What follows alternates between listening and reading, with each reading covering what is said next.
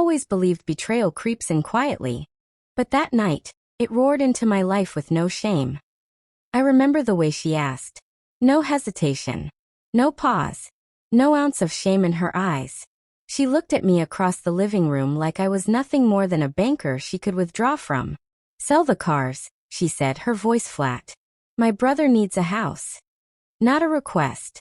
Not even a discussion. A demand. The words cut sharper than any blade.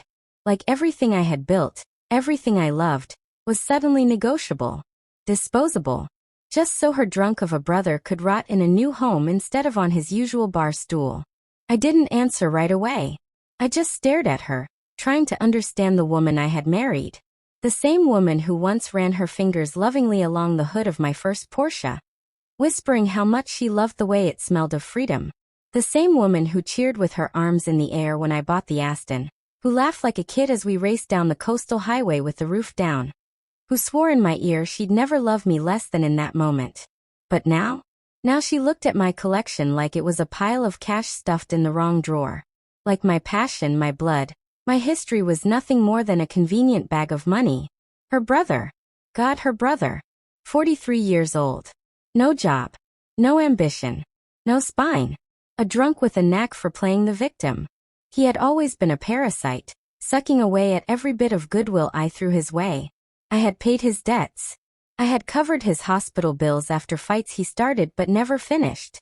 I had bailed him out when he was caught driving drunk. Again. And again.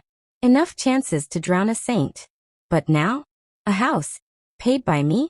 Funded by dismantling the collection I had spent a lifetime building? That wasn't just an ask. That was betrayal. And betrayal is something I don't forgive. It didn't happen all at once. The truth never does. It sneaks up on you, disguised as little things you try to ignore. The whispers on the phone when she thought I couldn't hear. The lies about where she was going. The sudden late-night fights that ended with her storming out, always ending up at her brother's. I knew. Deep down I knew. But knowing isn't proof. And proof is what I needed. One night, when she slept soundly beside me, I sat in the dark with my laptop. I checked the accounts. Quietly. Patiently. And there it was. She had been moving money. At first small amounts. Grocery bills, small transfers disguised as expenses. But then bigger. Thousands. Slipping into the void. Always vanishing under her brother's shadow. She wasn't just planning to help him. She was setting the stage to gut me alive. And that was the shift. The moment pain turned into calculation. I didn't rage. I didn't scream. I didn't confront her. That would have been too easy. No. I smiled. I nodded. I pretended to bend. Because pretending. That was my advantage. She still thought I was blind. But I wasn't. The cars were first. My sanctuary. My history. 12 machines worth a combined $1.8 million. Every one of them represented a piece of me. My blood, my sweat, my identity forged in steel and speed. I moved them one by one. Quiet. Careful. In the middle of the night, engines muffled, lights off. I had already rented a private hangar 3 towns over, under a different name. Cameras installed. Guards hired.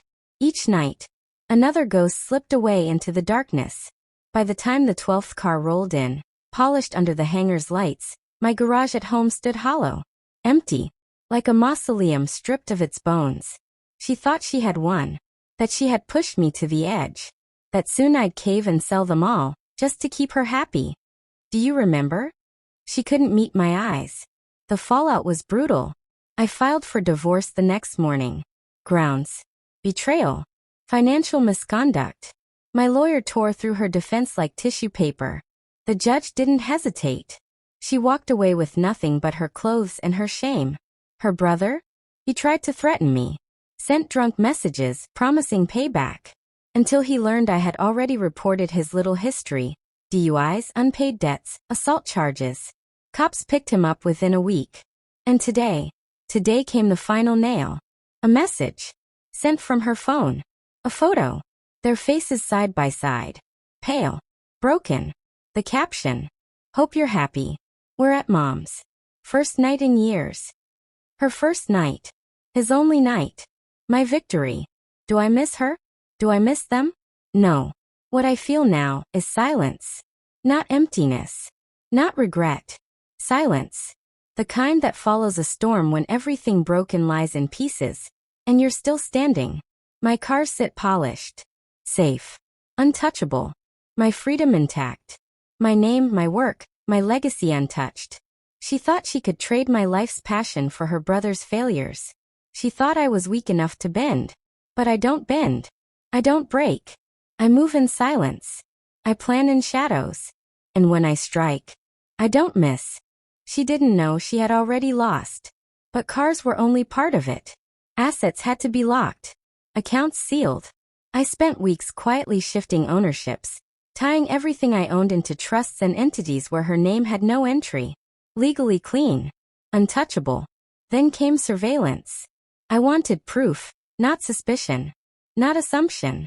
Solid evidence. I installed cameras in the house. I checked her phone records.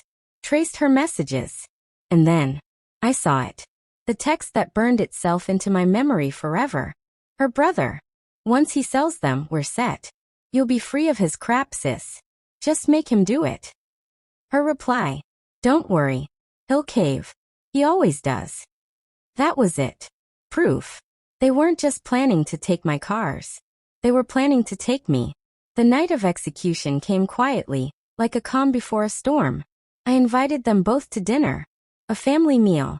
Wine flowing. Conversation easy.